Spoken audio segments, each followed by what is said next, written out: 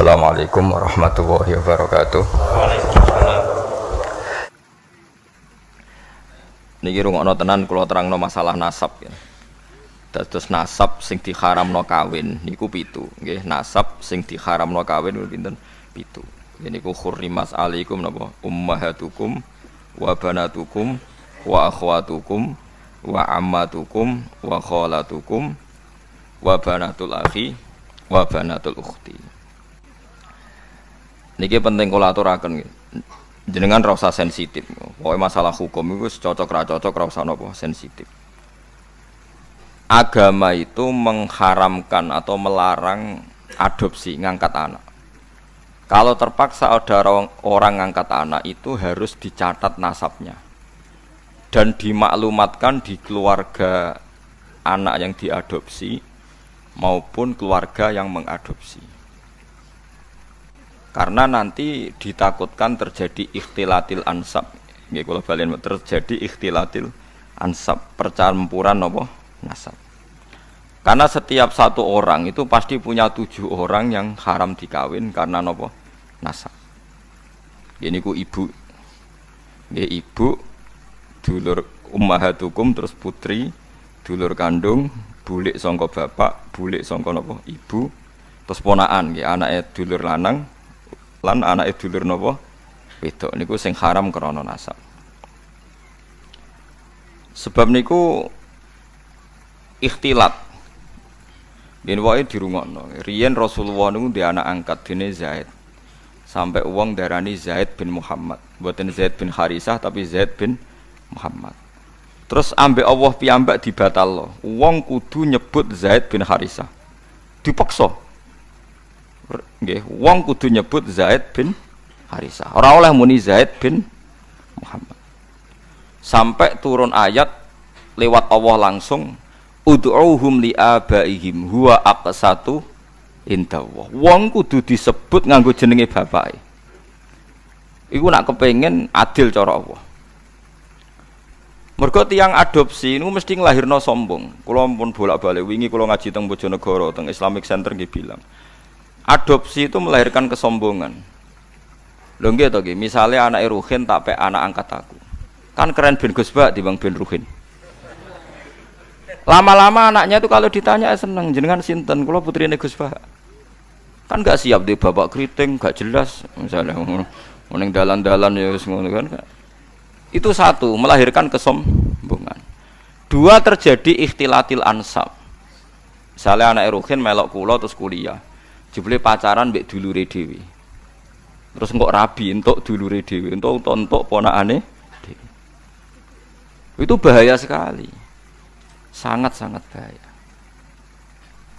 Kula mun crita teng budi-budi ketika saya memberi makalah tentang adopsi niku wonten kiai sikoh bisa dipercaya cerita. Itu ana wong tipe anak angkat yang Jakarta. Yang nganterkan tuh Pak D-nya. Suatu saat anak ini besar kuliah pacaran mbek adik kandungnya. Walhasil terus kawin di anak sitok. Pak D yang dulu nganter ke Jakarta ke yang adopsi itu nilai di Jakarta. Kok wagetnya bukan main, ternyata yang dirabi itu sama-sama ponakannya gitu, dulur nopo kan? Ini bahayanya ngangkat anak nopo angkat. Sehingga dibatalkan oleh Allah. Orang harus mau menyebut bapaknya. Ud'uuhum li abaihim huwa aqsatu indallah. Tapi wong saiki saenake dhewe. Anaknya sampean kudu bangga, makalah Nabi itu mengancam manida ila ghairi abi wa huwa ya'lamu anna ghairu abi faqad kafara. Wong sing ngaku ora bapake diaku bapake dianggap ngafiri atau ngingkari ajaran Kanjeng Nabi Muhammad sallallahu alaihi wasallam. Karena satu melahirkan kesombongan itu mesti. Karena mesti milih yang keren kan? Milih sing napa? Keren. Nomor 2 terjadi campur aduk napa? Nasab. Mari kula suwun sing pun ngadung anak istilah anak angkat itu istilah bahasa Indonesia. Tetap harus ditulis silsilah keluarganya, dia saudaranya berapa. Kalau anaknya itu tersinggung dianggap anak angkat, berarti cah sombong sadok balekno ning keluargane. Nah, apik-apik ya apik. Terus ketiga ini yang penting. Orang mek anak angkat tuh alasannya kan saake, kepengin nulung wong miskin. Kula baleni, rata-rata niate kan kepengin nulung orang napa miskin. Nak cara kula, nak pancen niate gitu betul. Niki pendapat kula lho. Tapi menyangkut pembatalan anak angkat itu jelas ada di Quran, di hadis. Alasan kedua ikhtilatul ansab ya ada di kitab. Tapi yang ketiga ini pendapat saya. Yang ketiga ini jelas. Saya ulama itu harus jelas. Yang tadi di Quran, di hadis itu dua alasan tadi di Quran, di hadis. Yang ketiga ini saya pribadi. Dan saya yakin saya benar. Kalau Anda tidak sependapat dengan saya berarti ratau mikir. Orang kok sampean luwih napa? Bener. Misalnya aku anak angkat Ruhin. Terus sakit, roca keriting, klunak sampai anak angkat. Sedih cek cilik, kini cek imut, orang tua wanan ini gitu. Misalnya, coba bayangno saiki. An cilik kan lucu ya, keriting, lemu, putih, kan sampai anak angkat. Nah itu kan misalnya Ruhin kan serai-rai kakian pola kan. Terus minta sepeda motor Tiger, atau Nexon, atau Ninja gitu. Kan berarti saya kalau nuruti anak angkat karena dia sudah kayak anak saya kan mungkin tak turuti. Tuku sepeda motor 30 juta. Dia umur 16 tahun tak tukokno sepeda motor karena dia kayak anak angkat 20 juta. 20 juta itu kalau saya niat baik, yang penting tak kekno wong fakir miskin atau tak kekno santri. Itu dapat berapa santri? 20 juta misalnya tak kekno wong soleh atau santri atau masyarakat. Kalau 20 orang saja dapat 1 jutaan umat turunin tak ngamek ndongakno kabeh. Kiri 20 ndongakno kabeh. Tapi gara-gara me anak angkat, uang 20 itu tersentral, terpokok ning satu orang. Yaiku ning Ruhin, iku wae dienggo sepeda motor sing ra jelas manfaatnya. Paham sing kula maksud? Hanya dari segi sosial kan menjadi manfaat ini terbatas kan? Nggih, betul. Nah aku ramai anak angkat Ruhin kebagian 1 juta, mungkin Mustafa kiri pisan kebagian 1 juta kan beberapa orang karena saya tidak harus terfokus mikir cakriting. Paham nggih? Lho tenan paham tenan to. Lho kowe oleh menentang pendapat saya boleh, saya pastikan ini pendapat saya. Tapi kan iso kula balik paham to nggih. Artinya kalau orang engko Ruhin dewasa tak gekno omah, entek 100 juta. Alasannya sakit Ruhin anak melarat. Andai kan aku gak me anak angkat mungkin 100 juta lebih ke orang banyak. Tapi tetap boleh loh main angkat. Tapi cara kula nggih sekadar ya. Ya sayang, tetap kembalikan ke keluarganya, dibiayai saja. Itu dia mendapat kasih sayang keluarga, dia tidak sombong.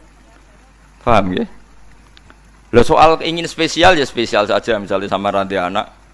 Nah, kecuali mungkin ada pengecualian darurat. Sampean enggak punya anak. Enggak punya anak, ada ponaan atau keluarga, kamu angkat, tapi nasabnya harus tetap ditulis. Saya ulang-ulang, nasabnya harus ditulis. Karena ciri utama manusia yang disebut Allah adalah faja'alahu nasabah. Jadi orang harus jelas nasabnya. Di Lauh Mahfuz apa yang pernah kamu lakukan ditulis min khairin kaapian wasari dan kaelean liyujazau supaya diwales sapa ngake alih ing atase iki. Wa atharuhum lan yo tak tulis bekas-bekas kelakuanem. Matek saya perkara ustun kang digawe sunah apa bima badam sausé wong akeh. Jadi perilaku kamu ditulis, setelah kamu mati masih ditulis, yaitu bekas-bekas sunnah kamu yang pernah kamu lakukan. Jadi misalnya kok penemu judi, selama ada orang judi ya kamu dapat, paham ya? Paham ya? Loro gak ya?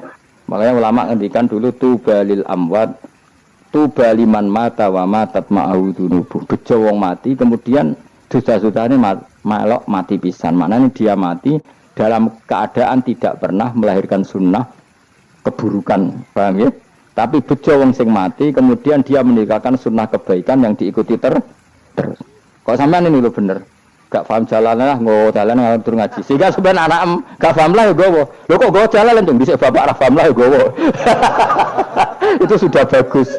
Apa? Bagus. Jadi pokoknya anut anak ya anut.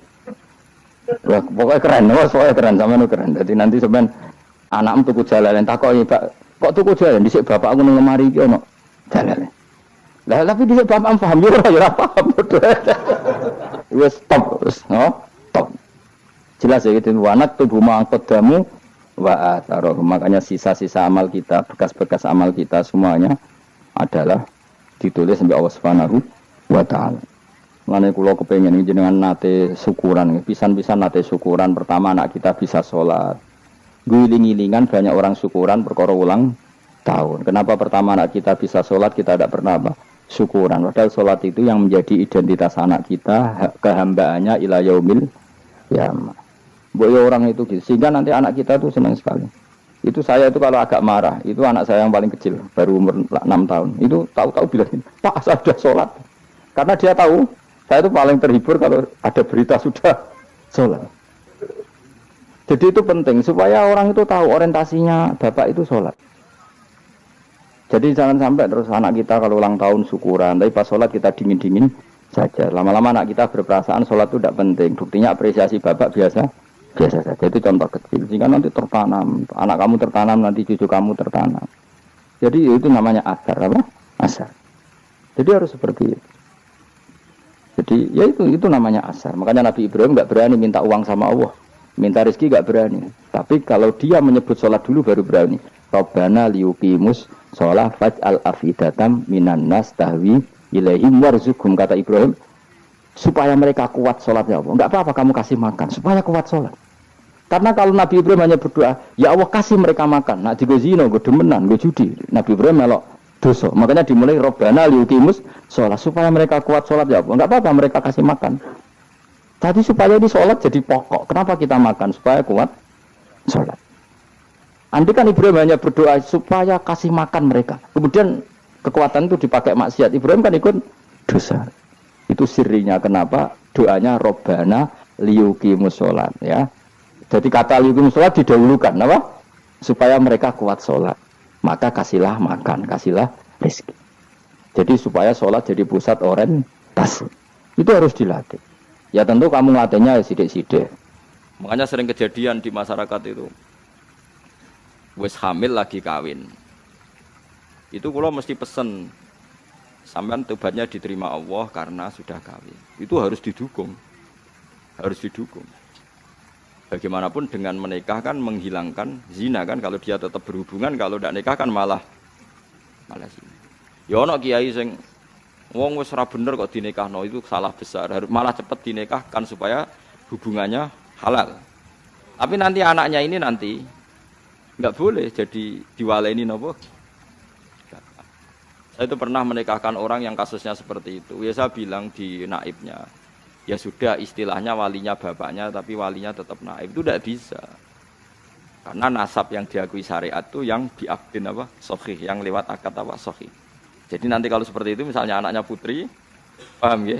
Oleh ngundang bapak, macam bapaknya secara genetik, secara gen, tapi secara syar'an nanti kalau nikah walinya apa? Hakim. Ya, makanya itu kudu ngerti. Nah, lagi-lagi adopsi anak itu mengacaukan itu semua.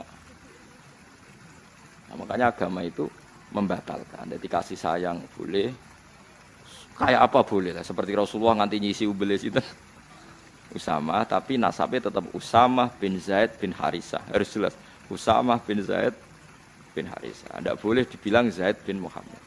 Itu disebut apa? Ud'uhum li'abaihim huwa aqsatu intaqwa. Paham gitu, terus kalau suwun supaya sampean terlatih lah ambek teorinya ulama. Ulama itu tidak hanya ngomong sosial. Saiki wong awam ana omongan sosial, ana melarat pe anak sugih. Saiki ana uripe dipe anak wong sugih, tukokno mobil, tukokno sepeda motor. Selalu yang dibahas itu sistem-sistem sosial. Saiki kepenak uripe penak dipe wong sugih. Agama itu tidak mikir itu toh. Agama itu mikir nanti kelanjutannya nasab itu kayak apa. Nanti kalau kawin sama mahramnya. Terus yang ketiga ini yang perlu sampean ketahui. Ini yang paling ngeri. Mungkin ini khusus ulama kelas berat itu didiskusikan. Tapi ini saya utarakan di sini. Ben sampean jadi ulama kelas berat maksudnya ben melok katut. Kalau terjadi adopsi atau tidak jelas, sebenarnya ada masalah begini. Misalnya saya punya anak putri, Ruhin punya anak putri, jelas anak saya. Saya ingat betul itu anak saya. Terus karena Ruhin itu orang yang miskin, terus anaknya itu terlantar. Tapi dia tahu betul kalau anaknya itu hidup di biduan ini. Hidup di biduan ini. Terus Ruhin punya anak lelaki, mau kawin sama perempuan biduan. Enggak jelas. Dia yakin kalau anaknya itu di biduan, tapi tidak tahu siapa. Itu ada ulama yang mengatakan, jika jumlah perempuan itu masih bisa dihitung di kawasan itu, maka haram semua perempuan biduan. Karena ditakutkan jangan-jangan yang dinikah itu saudaranya kan. Mulane kena dia anak jogeman hilang. Soale ki anak wedok hilang ning Batam. Kowe jek eling betul nak ilange ning kawasan Pulau Gadung misalnya ning Jakarta ning Pulau Gadung. Ku semua perempuan Pulau Gadung haram dirabi anak embret mergo dikawinkan kok rabi untuk dulur.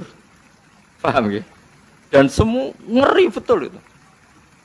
Wong nak di anak kudu jelas manggon ndi saiki melok sapa. Terutama semegatan-pegatan niku. Yo hen yo.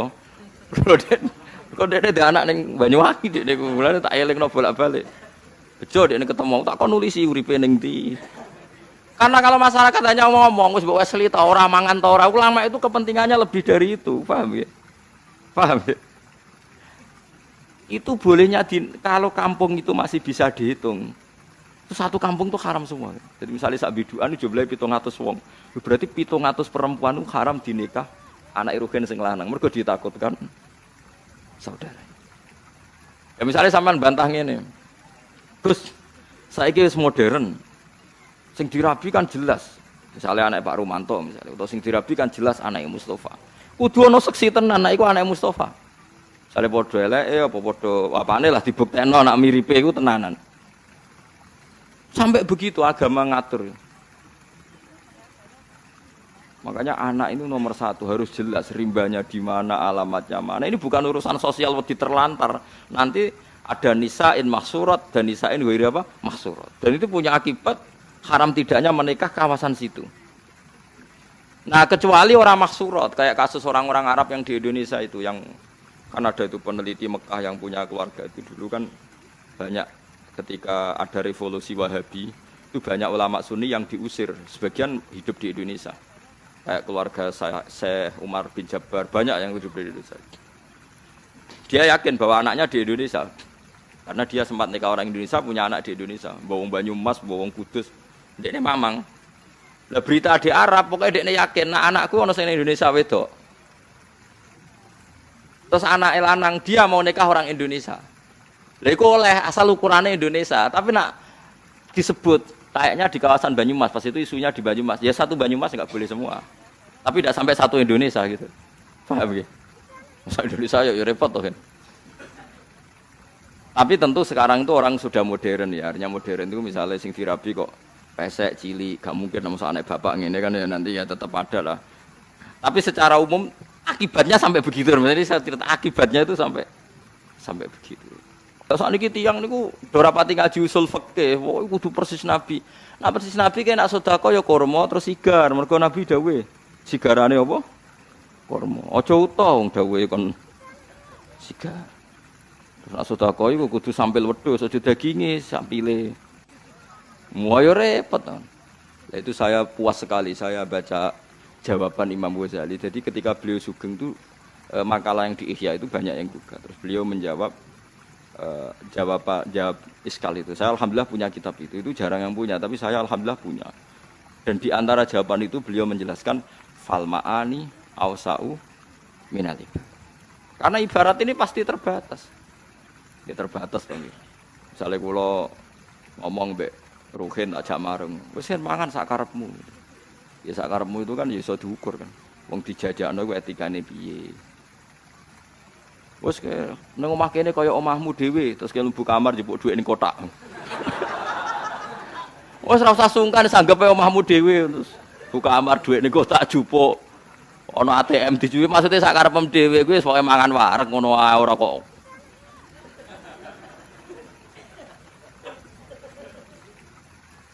Ya nek wong Jawa kan ngoten niku. Ora usah bayar yo pokoke seduluran. Bareng di seduluran dikai mok 100.000, ambek dulur jemuk 100.000. Bahasa Jawa iki ora jelas. Sak nak kerja ning ngene ora usah mbok hitung profesional seduluran ae. Seduluran niku malah larang lho. Mosok dulur mau dikai 100.000. Utawa maknane seduluran niku ora usah bayar wong ambek dulur. Wah ya repot. Mulane niki penting ya kula aturaken. Dadi fal ma'ani ausa'u minal ibarat. Sebab itu terus ditemukan ilmu usul fikih itu yang bisa menganalisis maknane hadis Rasulullah sallallahu alaihi wasallam. Karena kalau nuruti tekstual itu ya repot. Ya karena Nabi orang Arab Nabi kalau sedekah misalnya ngasih Wais Al-Qarni ya jubah. Ya karena Nabi orang Arab. Saya yakin andaikan Nabi orang Indonesia mungkin ngekek rugen ya baju hem bukan jubah.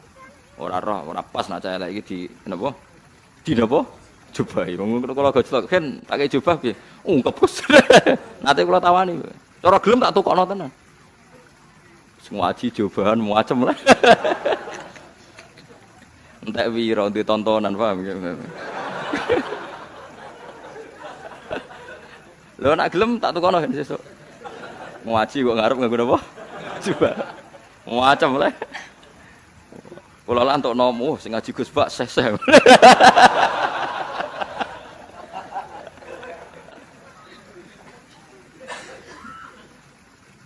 Jadi paham. Ora maksudnya ora usah cangkem elek terus ana wong, apa nggih langit bumi 6 dina terus ana cangkem elek. 6 dina diitung apa?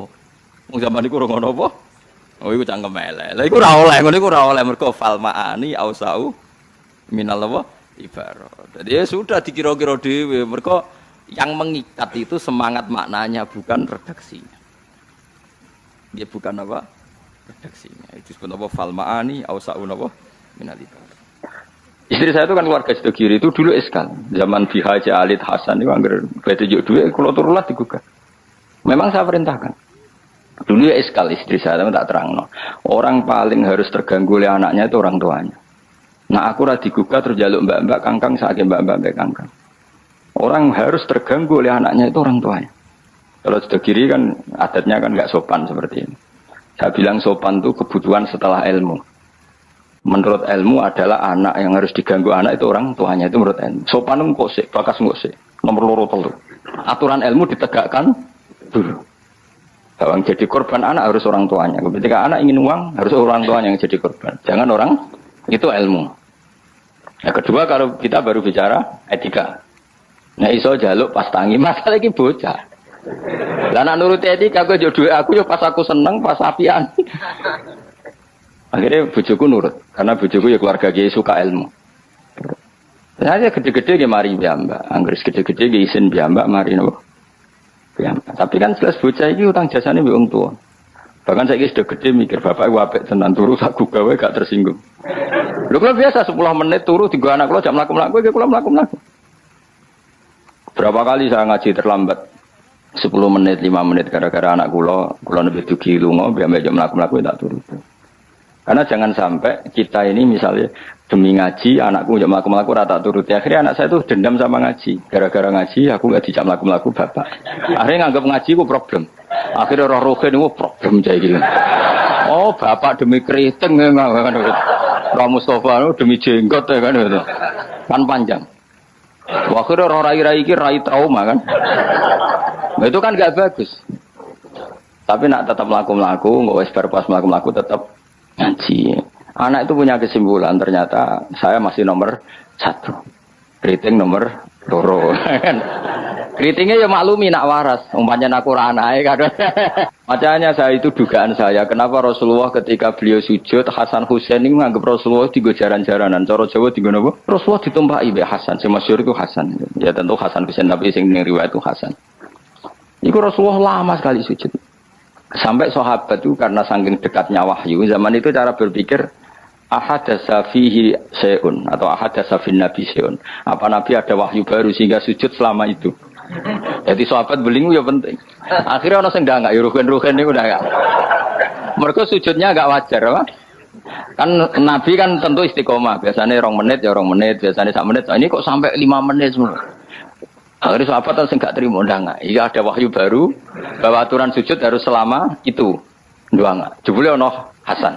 Oh iki to perkara ne. Tapi baru kayak sahabat beling iki ono riwayate. Cara dene ra nginceng. Jadi kadang beling ya penting. Tapi sing beling ben sahabat. Mergo tetep akeh ganjarane. Iki ora usah salat dangak-dangak ngono iku ora usah. Kok belinge sahabat paling ngono belingmu kebablas. Akhirnya Nabi ngendikan, tadi saya sujud, sebetulnya saya ingin standar, ingin istiqomah, tapi ada cucu saya. Terus alasannya Nabi, ben putuku ramangkel be aku. Jangan sampai kebaikan itu jadi problem bagi anak cucu kita. Coba misalnya Nabi bagi nyara saiki. Tak cilik nomor tok ora usah nembut biasane. Duh, nek ono cah cilik teko jare karena khotibe tersinggung, tidak ora dirungono. Dia komen jadi khotib kan kono kok diganggu apa? Biasanya sing ngamuk khotib. Dulu pernah beberapa masjid itu kayak pengumuman anak kecil kan. Mau iku sing nglawan kuwi tanah tirar kok. Ben dolanan nang masjid. Dolanan gerbang malah gue sudah bingung. Mename ya enggak gue khutbah. Gak penting syarat rukun. Secara aku ini bisa penting, penting. Kalau cuma ora tau meneliti ngono. Tapi yang saya pastikan gini ya, secara ilmu itu muqaddam alal adab. Ilmu itu harus didahulukan alal adab. Ada hal-hal tertentu yang menang adab, tapi yang ilmu yang tidak wajib. Tapi nah ilmu fardhu ain pasti menang ilmu. Jadi ya mau tadi misalnya, akhirnya anak kula nggih biasa gugah kula nganti saiki nggih biasa. Sing terutama sing alit, nak sing gede dia isin dhewe. Karena tadi bojo kula tak omongi ngono, kan ape lunga tadi kepentingan harus gugah saya gugah. Yang harus diganggu seorang istri adalah suaminya. Supaya aturan main itu jelas. Loh, mbak dalam saya saja berani gugah saya karena tak atur mbak dalam saya yang bagian ibu, tapi kaidah kali ibu gerah, saya di rumah gugah, totok omah. Jika supir kula ya wani, karena itu kaidah. Jangan sampai misalnya ibu gerah jam 1:30 karena etika nunggu Gus Bak Wungu misalnya. Itu kan parah, terus akhirnya sampai subuh. Jadi ilmu itu harus muqaddam apa? Bahwa ibu itu segala-galanya. Sampai sekarang, saya beberapa kali 1:30 ditotok mbak dalam atau kang dalam Gus ibu gerah gini. Saya bangun langsung bawa ke rumah sakit atau gimana. Etika itu badal ilm. Jadi ketentuan ilmu itu nomor 1. Iya, gue cukup anak iki kok delok TV itu rasa etika sebenarnya. Tapi mesti mbok pikir gak delok ning omah tapi delok ning tong. Apik diganggu wong tuane mbek ganggu tanggane. Lho ganggu tangga misale ngono, tapi tanggane seneng. Misale wong ibu-ibu kok pengen delok Angling Darmo, anak delok Teletubbies, ya kan ora sambung. Tetep ganggu. Ibu-ibu di selera enggak misale. Misale kok delok sinetron, anak delok Teletubbies misale. Ayo, Mustafa delok film ISIS. Kan jenenge wong kan selerane beda-beda. Naruh kan delok bolot misalnya kan. Wah, wong aku es kiai, celok wong alim. Misalnya aku delok TV nganti saiki ya mak lampir. Mergo ora mikir, aku pokoke seneng delok TV ora mikir. Bojoku ya eskal. Nah, cawe itu kan seneng delok film wong ayu-ayu, mergo delok penampilane sen aku seneng delok mak lampir, Angling Darmo sing lucu-lucu, sing mokal dadi karwan ra tak pikir ngono. Mergo aku tahu dikeluwi kiai delok sinetron ana pemeran sebagai ustaz. Terus ustaz iku fatwa ning TV dipikir gak tenan fatwa iku. Lha sinetron kok mbok pikir. Kita sing merano ustaz iku. Ya sing merano ustaz kan kadang fatwa gitu. Lah kiai iki delok tersiksa sampai fatwa ustaz iki. Tadi kan ulun tersiksa Gus mbek fatwa ustaz ning TV. Ustaz sapa? Pemeran ustaz. Lah nama lampir kan kamu kan mikir fatwane mak lampir.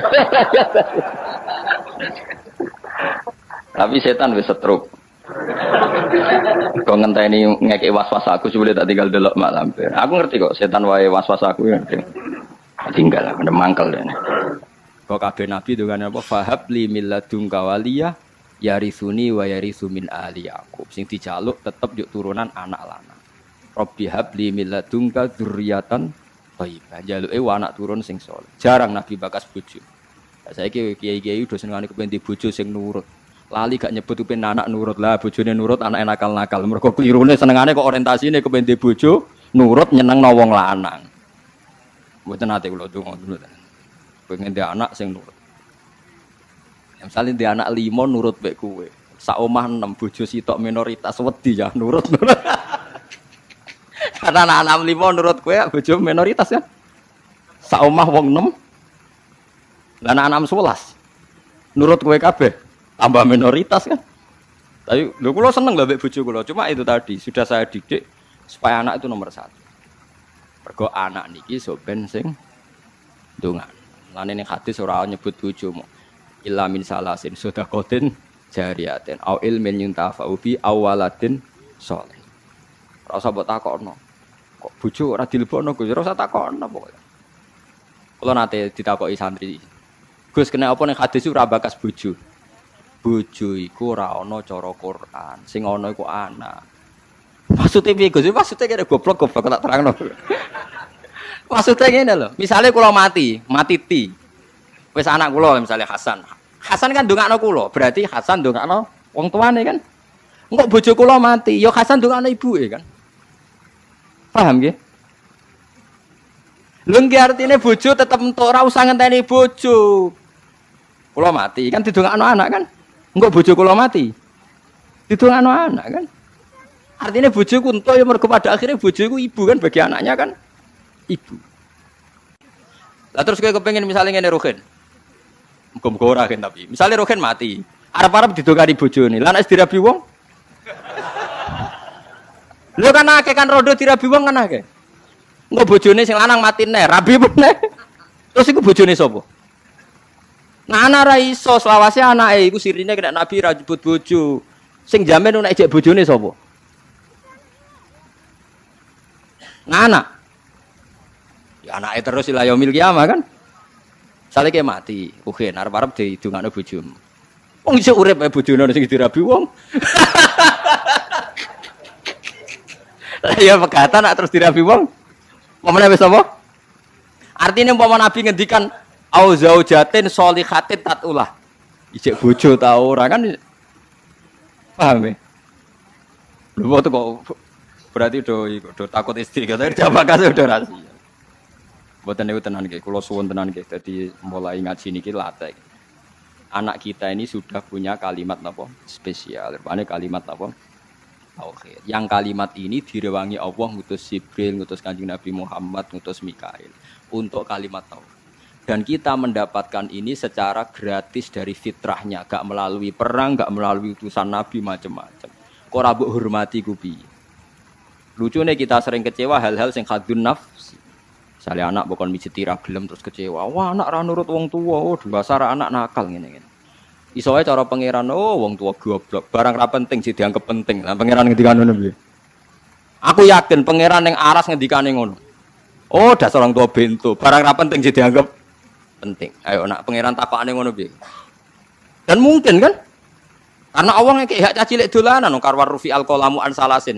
Wong telu ora kena dihisab. Cacilik nganti balik ayo jelas dijamin hukumnya pangeran. Ora kena disalahno. Pangeran sing pangerane ra iso nyalahno perkarane wis dijamin. Cacilik ra salat pangeran nyalahno ta ora? Mboten kan? Cacilik utuh pangeran nyalahno ta ora? Mboten kan? Kowe trimo bapake. Aku yakin wong tak omongi ngono dugu yo. Aku yakin pangeran ning aras ngendikane kowe wong tua goblok. Barang ra penting jadi dianggap apa? Enggak. Sore Gus ra gelem watus bocah kok. Cara pangeran ora penting. Akhirnya mulai rubah. Bareng rubah sing anakku teperanakan anak jiran bedok kaya ora ngono. Pokoke iki ajaran iki tanamno sih. Tapi mulai do mikir, mulai populer aja luar mulai populer. Tapi kula ndak tahu apa orang-orang tuh ngenyek saya apa setuju ndak tahu. Tapi mulai dadi guyon. Jogeman nyentak anak cara Gus Mamal. Mari kualat. Tapi wong tuwa aja nyentak anak, mari apa? Kualat. Jare Gus Bae maksudnya apa ngenyek apa setuju ra roh. Tapi mulai mikir, yang jelas kok ketoke mulai dipikir. Tapi insyaallah sesuai sudah setuju. Insyaallah lama-lama ngerti bombardir terus ditutur-tutur. Sesuai ana apa? Setuju. Nek kula setuju dini kula pun setuju dini. Ke sak roh kula nggih hadise gini kok anak saleh sing ndongano. Para nabi ngene apa wa ja'alaha kalimatam baqiyatan apa fiyaki. Mulane Nabi Isa iku ora iso afdal kaya Nabi Muhammad. Mergo boten gadah dzurriyyah. Mergo boten gadah napa? Dzurriyyah. Jadi termasuk beja-bejane tiyang niku sing gadah napa? Dzurriyyah. Nah, soal sampean mikir engko nang dzurriyahe nakal-nakal ini. Wis ta. Selagi nejo ana kalimat tauhid ki aja bakas nakal temen-temen. Semoga-moga disepuro pangeran. Piye wae wong sing lafal tauhid duwe alasan disepuro pangeran. Senajan to tahu salah.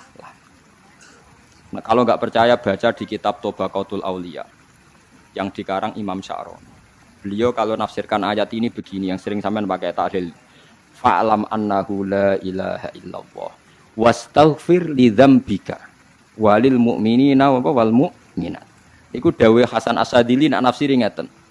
Fa'lam annahu la ilaha illallah wastaghfir bidzalikal kalimat. Setelah kamu tahu la ilaha illallah, mintalah ampun karena kalimat itu. Karena siapapun yang lafadzkan kalimat itu, mbok dosa kaya apa mungkin disepuro. Karena berarti dekne gak musyrik.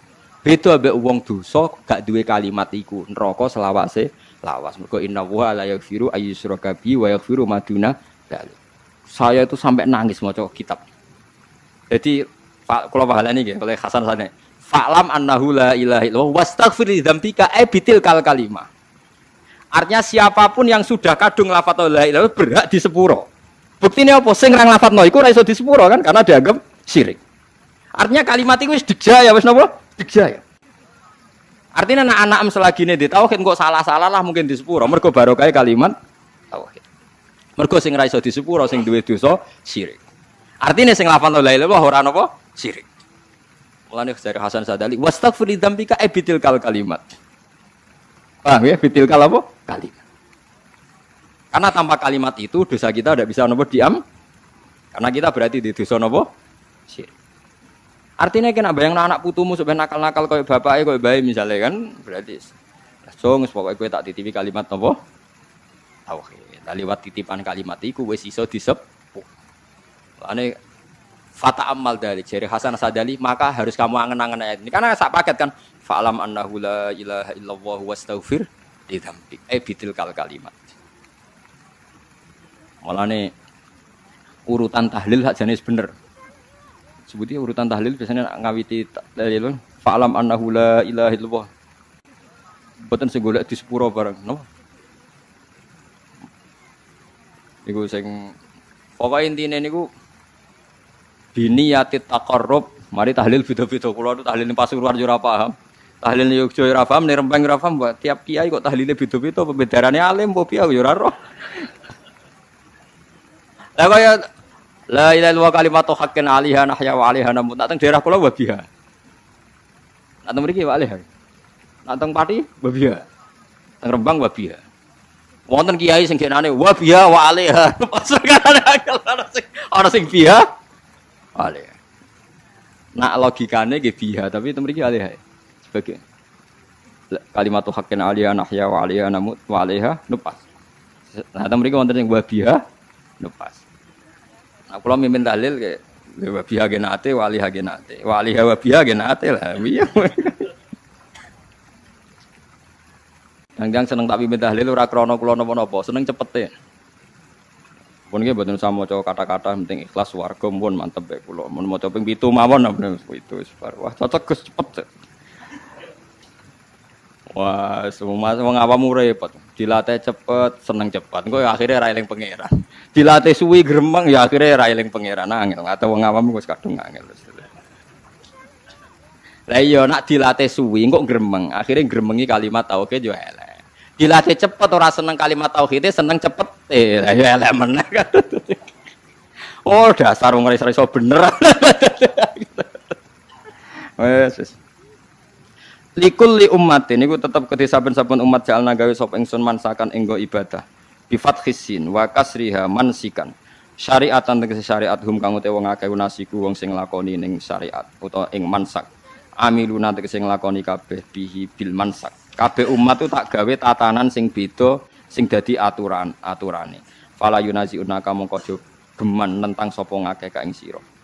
Yuradu den karsana bi iklan dawuh la yunaziuna apa dawuh la tunazihu. Tegese aja nentang sira Muhammad hum ing kula ummah. Fil amri ing dalam urusan apa wae. Nak teng mriki amri dzabihati tegese urusan sesembelian.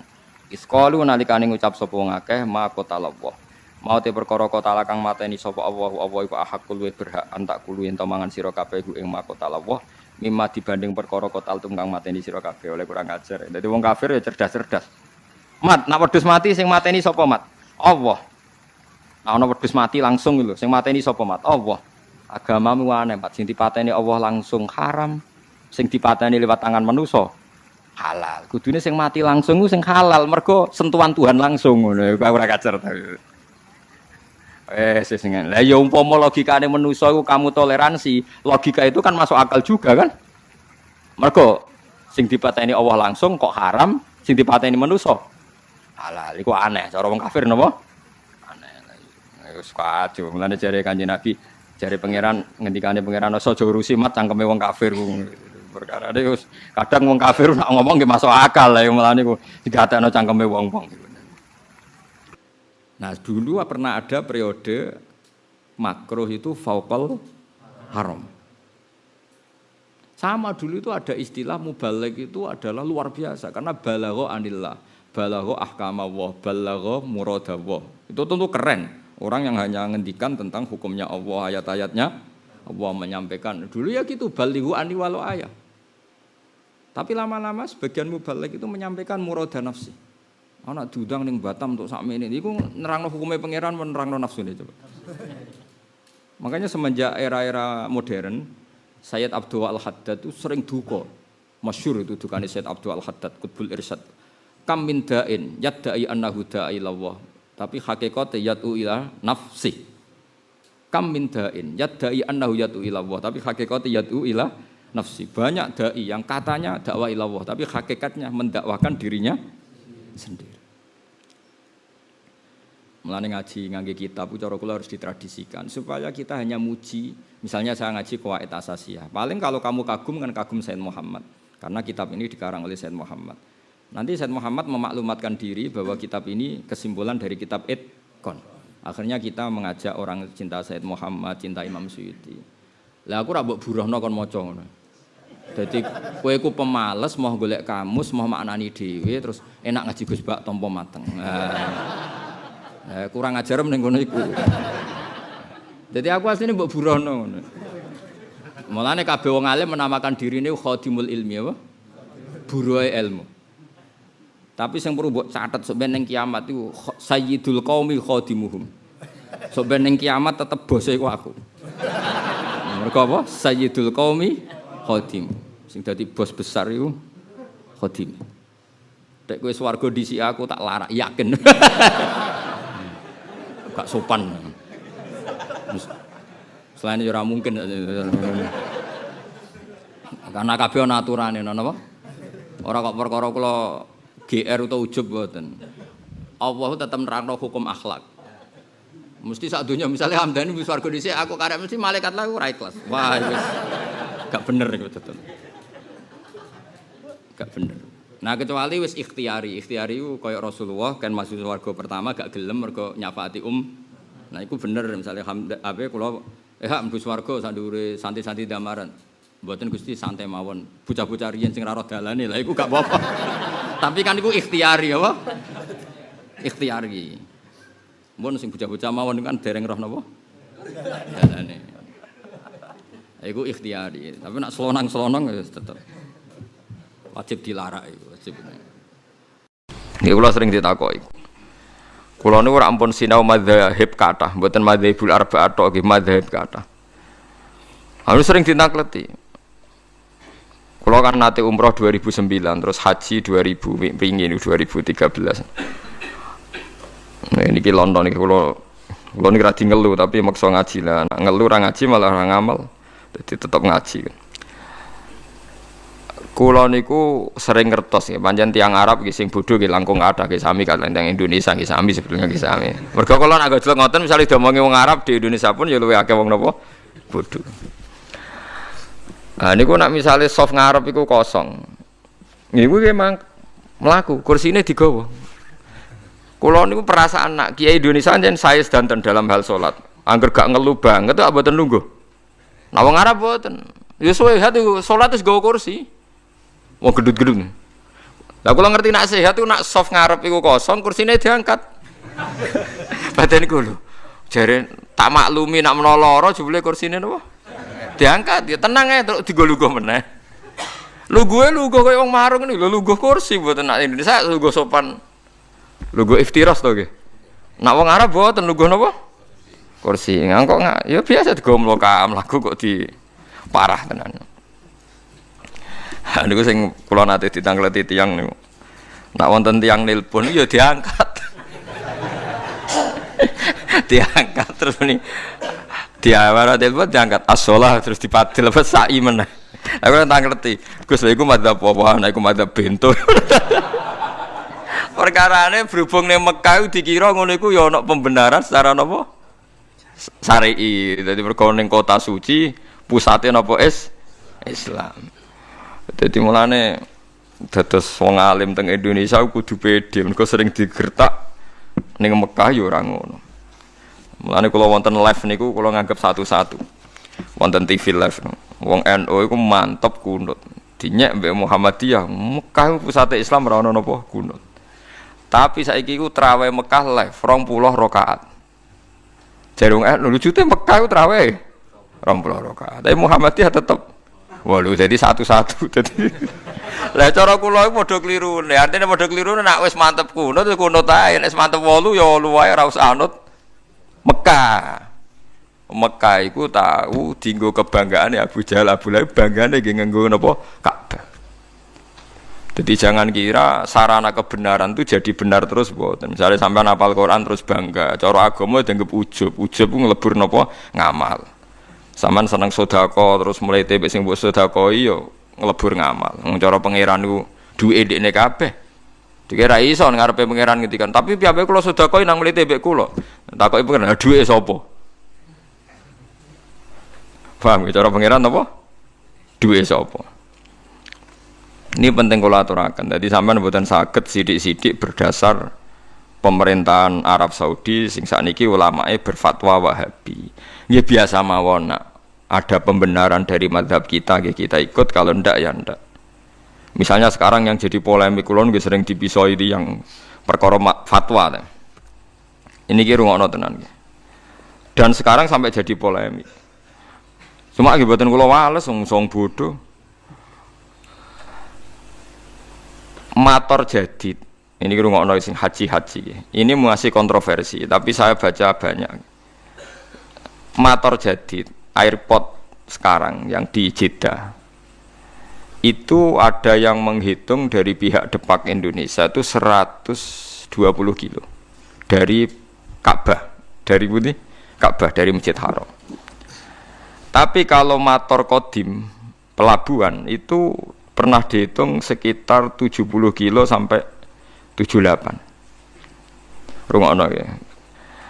Nah, tren atau pola mikot itu minimal itu marhalaten. Kira-kira kisaran berapa? 2 nopo marhalah. 2 marhalah itu ada yang ngitung 80 kilo, 84 nopo kilo. Niki rungokno ya. Niki kalau tangklet sing nate haji. Sampean pernah enggak dengar haji disuruh ihram di atas pesawat? Mboten nate pernah pirang mboten? Sering kan?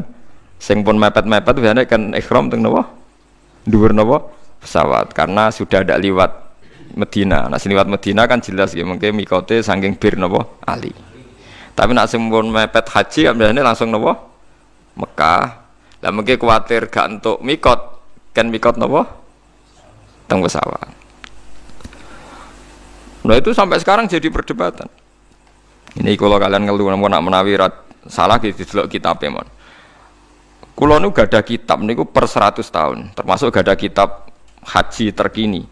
Mulai karangan Said Muhammad, orang-orang kita, orang-orang Sunni, sampai karangan Wahabi individu, kados profesor-profesor fikih Wahabi. Ya orang alim kalau yang profesor. Sampai fatwa Wahabi yang MUI-nya, yang negara, yang fatwa negara. Jadi atas yang merikian wonten fatwa orang alim mandiri, alim MUI, ono alim NU macam-macam kan, non tarjih Muhammadiyah itu kan ada yang karena lembaga, ada yang karena individu. Nah itu rata-rata ulama sekarang tuh mengesahkan mikot dari airport yang jadid, sing airport sing sakniki itu kan jarak sampai ke Mekah itu kan lebih jauh ketimbang yang dulu. Artinya kalau tambah jauh dari Ka'bah tambah bagus, berarti kan mesti saya kan tadi, paham ya? Kalau ini sing buatan haji lagi ngrungokno ben ngrungokno ilmu, coba perak kelar kaji terus buatan. Nah ilmu tetap barokah, masih ora kelar mlebu swarga, bakas swarga tetap sae. Jenenge ilmu tetap napa barokah. Engko karek mlebune paham. Pola mikot itu kan ngeten nggih, anggap saja Mekah itu sentral. Mikot itu pager. Jadi ada star. Jadi sebelum haji ngambil star disebut napa? Mikot. Jadi misalnya saking Madinah Bir Ali, mungkin saking Yaman Yalamlam, mungkin saking Irak Zatu Irkin, mungkin saking mriki kan itu zaman Nabi pun diputuskan. Nah, untuk yang dari kawasan Jeddah Dulu zaman Nabi Sugeng itu kan yang orang Mekah ya ihram dari Mekah, tapi masalahnya ini orang luar sekarang lewat nopo? Lewat budi Jeddah. Nah, kalau kebetulan jaraknya itu panjang, jauh, itu malah baik. Jadi misalnya sampai ikhram ke Solo malah mesti sah. Cuma keselen kemal kemul mulai Solo ngantos Mekah. Ikhram ke Jakarta mesti sah. Karena pola mikot itu mesti paling pendek itu 2 marhalah dari Ka'bah. Nah, Jeddah sing kodim, Jeddah yang dulu itu mepet Ka'bah. Enggak sampai 80 kilo kan potensi tidak sah. Tapi kalau yang motor jadid sekarang, airport sekarang jaraknya sekitar 120. Jadi potensi sahnya tinggi. Sehingga banyak mengatakan sah, itu termasuk fatwa ulama Wahabi yang sekarang juga beberapa ulama. Nah, tapi banyak juga yang mati-matian. Wong kula melok debat niku sampai ngeten. Ya pisu-pisuan tapi pisuane kiai kan ya apik. Biasane ora muni kakekane mau muni kurang asem ngono tok. Nah, kakekane kan pisuane wong dalanan. Pisuane kiai tapi luwe elek lho asline. Atok muni cara kula lho, atok muni kakekane timbang muni pokoknya Gus sing ikhram sangka mator jadid kok Jeddah diragukan mabrurnya. Dadi luweh jenengan atuk misoi timbang muni ngoten niku ngono. Wong jenengan ra pangeran kok darani ra mabrur. Kelangan dhuwit 40 juta ya akeh tenan kok sampean darani apa ora mabrur. Lah nek cara jenengan lah aku wis biasa muni sah, dadi aku muni sah wae. Seperti banget siji sakake umat Nabi. Terus aku yakin pangeran Nabi antara ketemu pangeran sah rasa milih sah aku mesti aku yakin. Karena polanya sudah ketemu, polanya itu sudah melebihi napa marhalaten. Karena mikot ini tidak ada zaman Nabi, Jeddah itu tidak ada. Nah, yang perlu sampean catat ini sampean latihan ngaji kayak ben boten sombong. Meskipun nak sampean aklar kaji ra gelem ngrungokno iki ya sombong, pepe aklar ora belajar ya jenenge sombong. Wong kula sederenge kaji sing kaji nggih tanglet kula, mergo nggih alim kula padahal kula dereng kaji.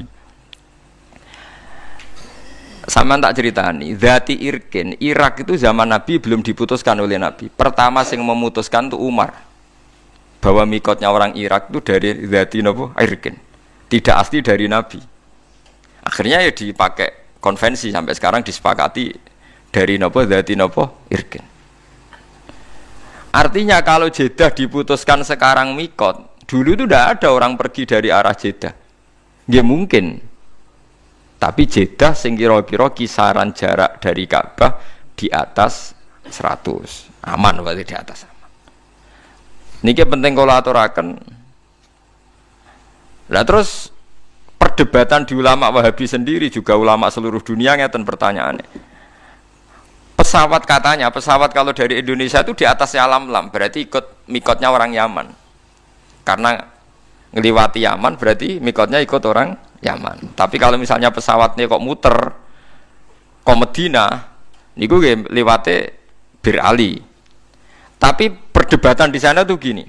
Niki rungokno kan mungkin yang ngaji di sini yang rodok pedotan mondok kan juga ada tahu krungu-krungu sithik fikih. Pertanyaannya begini. Ada orang sumpah, wallahi demi Allah saya ndak akan ngelewati Jakarta. Dia sumpah di darat, wallahi saya ndak akan pernah ngelewati Jakarta. Aku seorang bakal ngidakno Jakarta. Bariku dekne numpak pesawat ke Surabaya moro Medan. Itu dianggap melanggar sumpah ndak? Ulama debat, ya melanggar sumpah. Wong dekne piye liwat Jakarta. Ono sing darani ra melanggar sumpah. Uang maksudnya orang liwati Jakarta ya orang liwati sikile, orang liwati secara. Tapi nak ning dhuwur ya ora diitung. Wong ning dhuwur.